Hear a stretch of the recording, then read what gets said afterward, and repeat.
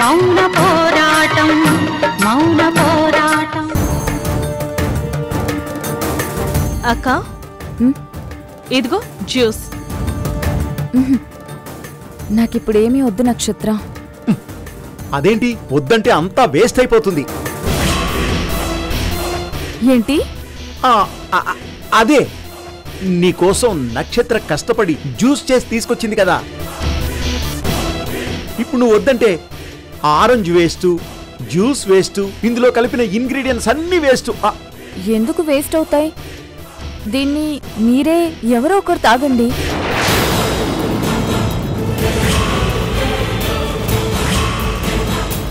మేమా?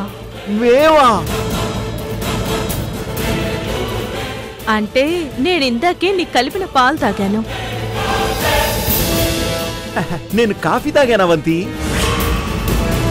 అయినా ఇప్పుడే జ్యూస్ అడిగి అంతలోనే వద్దంటావేంటి?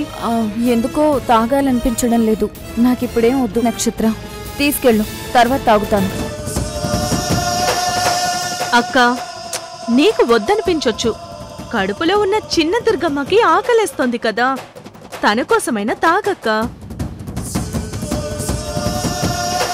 తర్వాత రేపు బయటకొచ్చాక ఏం పిన్ని నాకు ఆకలేస్తున్నా పట్టించుకోవా, మా అమ్మ వద్దంటే వదిలేస్తావా అని నన్ను నిలదీస్తోంది. అందుకోసమైనా తాగక్క. అవునమ్మా, ఖచ్చితంగా నిందిస్తుంది. తాగమ్మా, తాగు. సరే, ఇలా ఇవ్వు, తాగుతాను.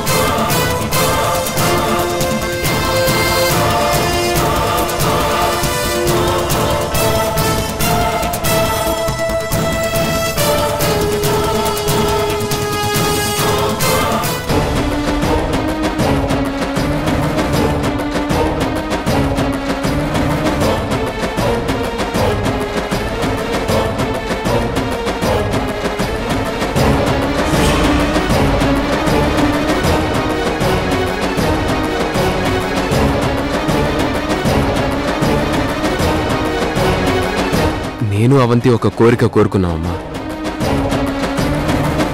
సేమ్ నీలాంటి అమ్మాయే నీలాగే పుట్టాలని కోరుకున్నాం.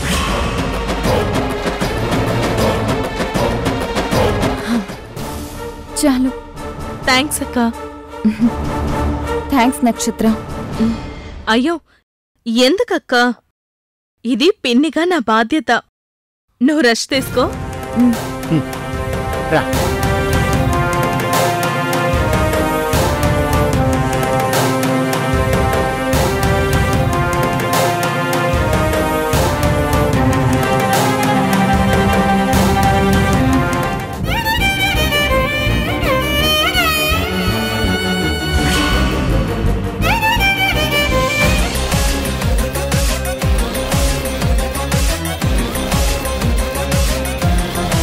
ఏంటి కొరడా తీసుకొచ్చావా? కొడతావనా? కొట్టగలవా?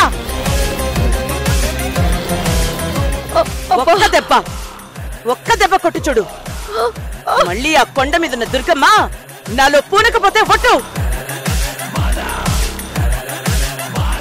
ఏ మర్చిపోయావా? ఆ రోజుని మర్చిపోయావా? అసలు జానకికి నాకు ఎదురు మాట్లాడేంత ధైర్యం ఎలా వచ్చింది? మొగుడుకి అడ్డం పడి తను కూడా తన్నులు తినడం తప్ప ఒక్క మాట కూడా ఎదురు మాట్లాడలేని జానకి అంత ఫోర్సుగా ఎలా మాట్లాడగలుగుతుంది? ఏదో దయ్యం పట్టినట్టుగా అలా అలా ఎలా మాట్లాడుతుంది? ఎక్కడో ఏదో తేడా కొట్టింది.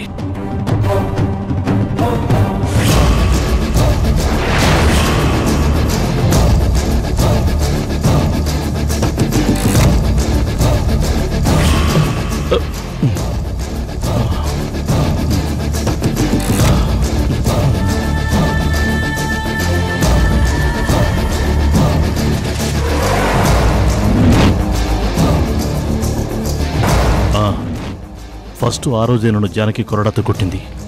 అంతకుముందు వరకు ఒక్కసారి కూడా కొరడాకి ఎదురు నిలబడింది లేదు.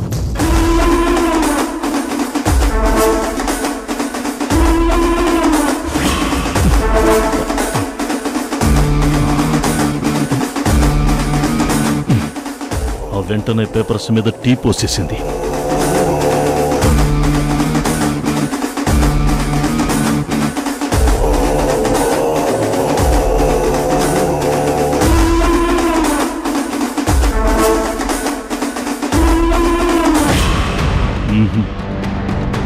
ఏదో తేడా మొత్తం అంతా జానకిలోనే ఉంది. జానకి వల్లే తేడా జరిగింది. అంత కాన్ఫిడెన్స్ ఎలా వచ్చింది?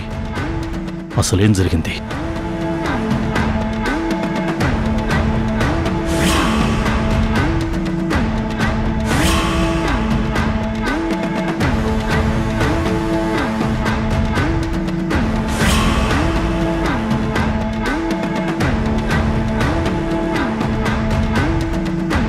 వదలవే, లేదంటే చంపేస్తాను. ఏంటి?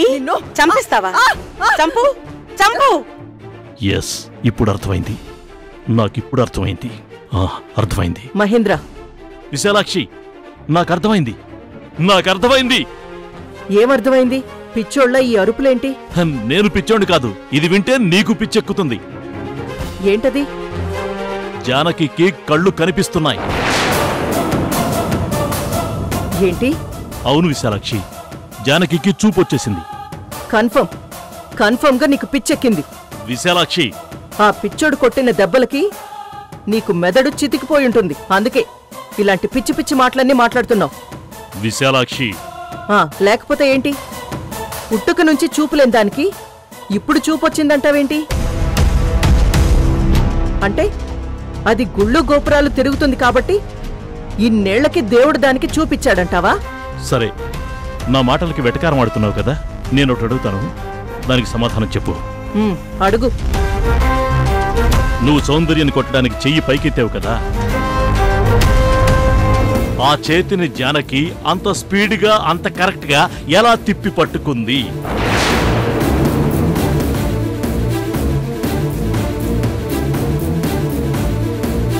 చూపులేని మనిషి అంత కరెక్ట్గా పట్టుకోగలుగుతుందా? అవును మహేంద్ర, నాకు ఈ విషయం అస్సలు గుర్తులేదు. అంత ఖచ్చితంగా ఎలా పట్టుకోగలిగింది? ఖచ్చితంగా చూపు లేకుండా అయితే పట్టుకోలేదు. అవును, తడుముకోకుండా డైరెక్ట్గా నా చెయ్యి ఎక్కడుందో చూసినట్టుగా పట్టుకుంది. చూసే పట్టుకుంది విశాలాక్షి. ఆ రోజు గదిలో నేను జానకిని కొట్టాలని వెళ్ళాను, కానీ అక్కడ జరిగింది వేరు.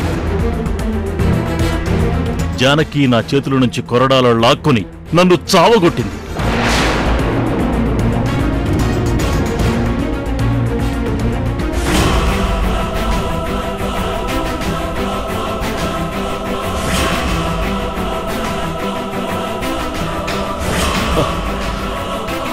ఆ రోజు నుంచే నాకు జానకి చూపు విషయంలో డౌట్ వచ్చింది. మరి విషయం అప్పుడే ఎందుకు చెప్పలేదు నాకు?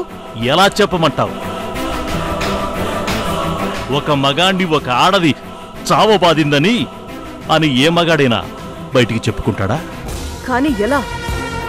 జానకి కంటి చూపు ఎలా వచ్చింది? ఈ రోజుల్లో మనుషుల్లాంటి మిషన్లనే సృష్టిస్తున్నారు. ఓ విదేశీ వాళ్ళు కొంతమంది రోబో అమ్మాయిల్ని క్రియేట్ చేసి ఇండియాలోకి పంపించబోతున్నారంట. వాళ్ళకి రూపం, చర్మం అంతా అచ్చం అమ్మాయిలాగే ఉంటుందంట. వాళ్ళని పెళ్లిళ్ళు చేసుకుని సంసారం కూడా చేస్తారంట. పిల్లలను మాత్రం కనలేరంట. మన దేశ జనాభా నుంచి ఒక జనరేషన్ని తీసేయడానికి వాళ్ళు వేసిన ప్లాన్ అది. అంత టెక్నాలజీ పెరిగిపోతుంటే కళ్ళు లేని మనుషులు కళ్ళు తెప్పించడం కష్టమేం కాదు కదా. జానకి నిజంగానే చూపొచ్చిందన్న మాటే నిజం అనుకున్నా. అది రావడానికి ఒక ఆపరేషన్ అన్నా చేసుండాలి కదా. కానీ అలాంటిదే ఎప్పుడు మనం చూడలేదు. లేజర్ ట్రీట్మెంట్కి గంట టైం చాలు. అలాంటిదేమైనా టెక్నాలజీ వచ్చిందేమో. కళ్ళు తీసి కళ్ళు పెట్టి లోపల నరాలను ఏమైనా సెట్ చేస్తారేమో. ముసలోడు జానకిని గుడికని గంటల గంటలు తీసుకెళ్తున్నాడు కదా, మేబీ అది ఇందుకోసమేనేమో. కానీ చూపు రావడం వల్ల ఆత్మవిశ్వాసం పెరగొచ్చేమో కాని నా చేతుల్ని నలిపేంత బలం ఎలా వస్తుంది? మన ఆలోచనలకి వాస్తవానికి సంబంధం లేదేమో అనిపిస్తుంది. తెలుసుకుంటాను విశాలాక్షి, మొత్తం అన్నీ తెలుసుకుంటాను. నా కూతురు నాకు టార్గెట్ పెట్టింది కదా, నేను మళ్ళీ కళ్యాణ్ రాముణ్ణి కొట్టిన తర్వాతే తను సౌందర్య దగ్గర పనిచేయటం మానేస్తాను అని. నా కూతుర్ని వాళ్ళ నుంచి విడిపించి మళ్ళీ యువరాణిని చేయడం కోసం వీలైనంత త్వరగా వాళ్ళ విషయాలన్నీ తెలుసుకుంటాను. విషయాలు తెలుసుకొని అప్పుడు వాళ్ళని కాళ్ళ కింద తొక్కేస్తాను.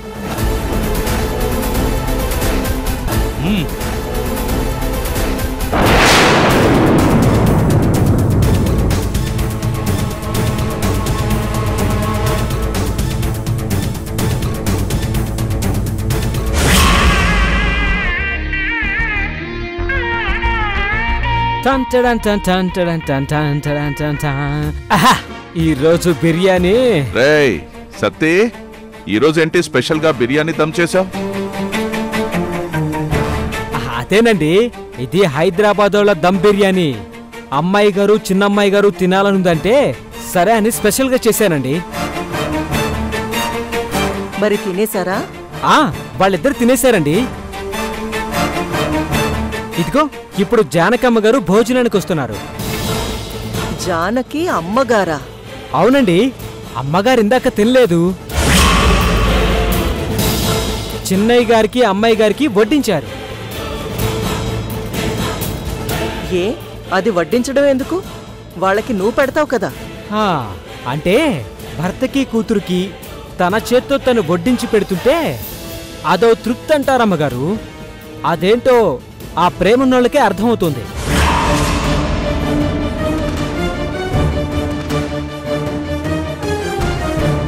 అంటే ఏంట్రా నీ ఉద్దేశం? అయ్యయ్యో, ఇది నా ఉద్దేశం కాదండి, జానకమ్మ గారి మాట.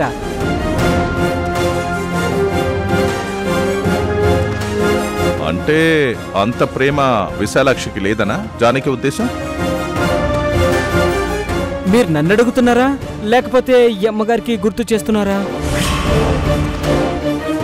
రేయ్, లేకపోతే ఏంటండి? మీకు తెలియదంటండి అమ్మగారికి మొగుడికి ప్రేమతో అన్నం పెట్టేంత ప్రేమ ఉందో లేదో అని. అంటే ఉందని చెప్తున్నానండి. సర్లే, ఇప్పుడేం చేస్తున్నావు? జానకమ్మ గారి కోసం బిర్యానీ తీసుకెళ్తున్నాను. ఇందాక తీసుకెళ్లిన బిర్యానీ మొత్తం చిన్నయ్య గారు అమ్మాయి గారు తినేశారు. మూత పెట్టరా? మూత పెట్టు. మీరేం కంగారు పడకండి. బిర్యానీ అందరికీ సరిపడేలా ఉండాను. నోరు మూసుకొని విశాలాక్షి చెప్పింది చేయరా. అక్కడ అమ్మగారు భోజనానికి వచ్చేస్తున్నారయ్య గారు, బిర్యానీ తీసుకెళ్ళాలి.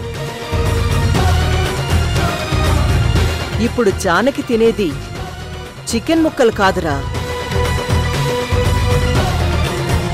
ఈ నిప్పులు తింటుంది.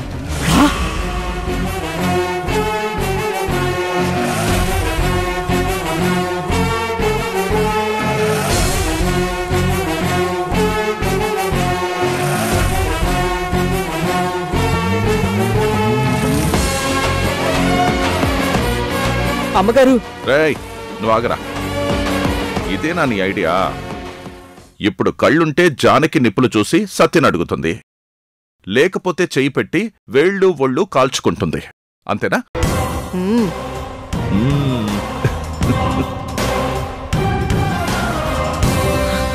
అయ్యాయి గారు, అమ్మగారు, ఏంటండి ఈ దారుణం?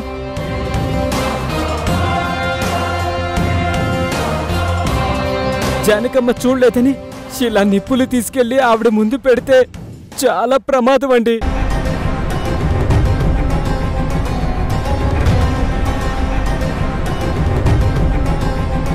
ఆయన ఏంటో కొత్తగా జానకమ్మ కళ్ళు గురించే మాట్లాడుతున్నారు.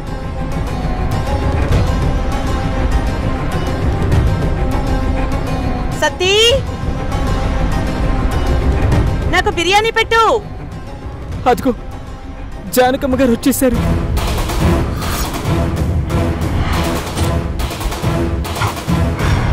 బిర్యానీ తీసుకెళ్ళాలి. అయ్యగారు అమ్మగారు వద్దమ్మా, పాపం అమ్మా, జానకమ్మ చేయి కాలిపోతుంది.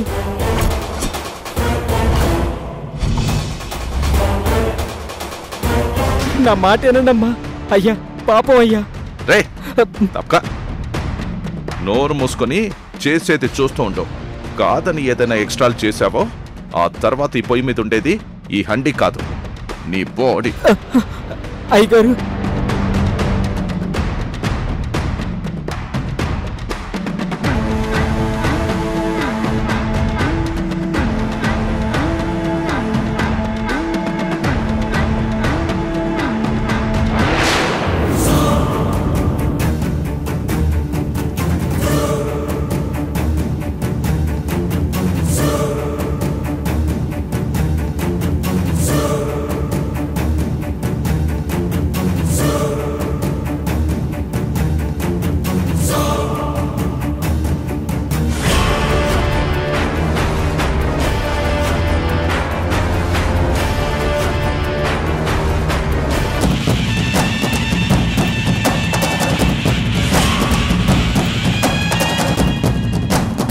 సతీ,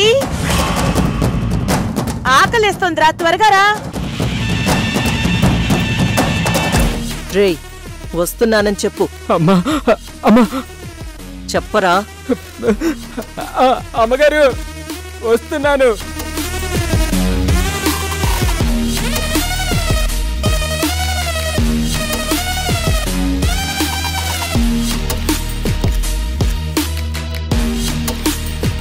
రేయ్, ఈ నిప్పులు తినే వరకు ఇలాగే నోరు మూసుకొని ఉంటాం. అయ్యగారు రేయ్ రే సత్తి, మహేంద్ర చెప్పాడు, నేను చెప్పను, చేసి చూపిస్తాను. నోరు మూసుకొని ప్లేట్ తీసుకొని పద. పద.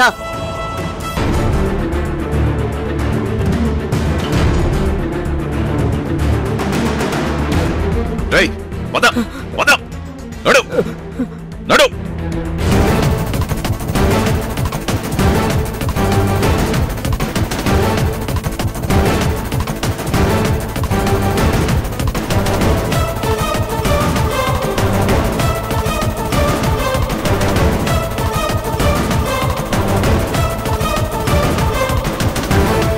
ఏంటి సత్తి పక్కన వీళ్ళున్నారు?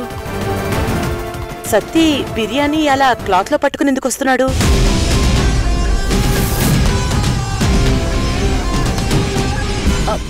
సత్తి, ఈ నిప్పులు ఎందుకు?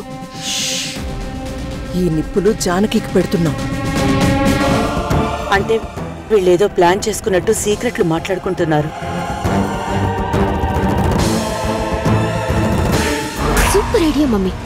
ఇక్కడ అత్తయ్య తప్ప ఇంకెవ్వరూ లేరు, అందరూ పైన ఉన్నట్టున్నారు. పదండి పదండి. సైలెంట్ గా.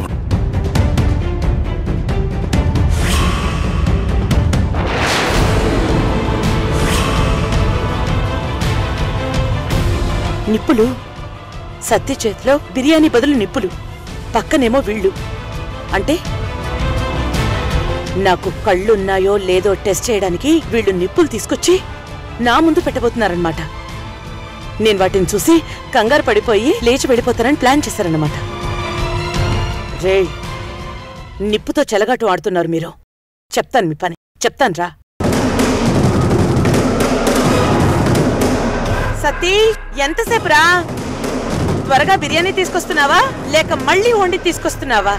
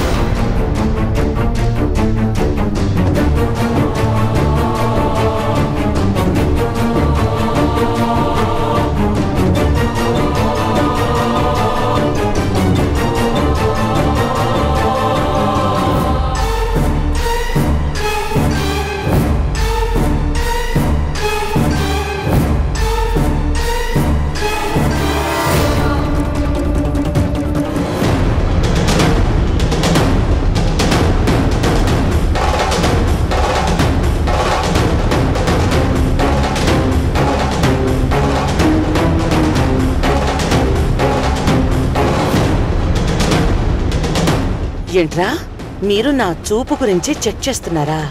మీకు నా చూపు గురించి అనుమానం ఉందని నాకు అనుమానం వచ్చింది. ఇప్పుడు ఈ చేష్టల వల్ల మీ అనుమానం నిజమవ్వదు, కానీ నా అనుమానం తీరిపోతుంది.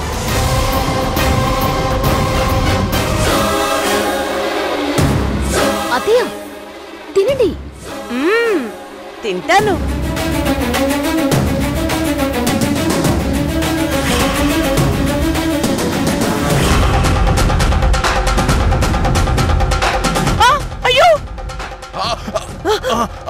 మంట మంట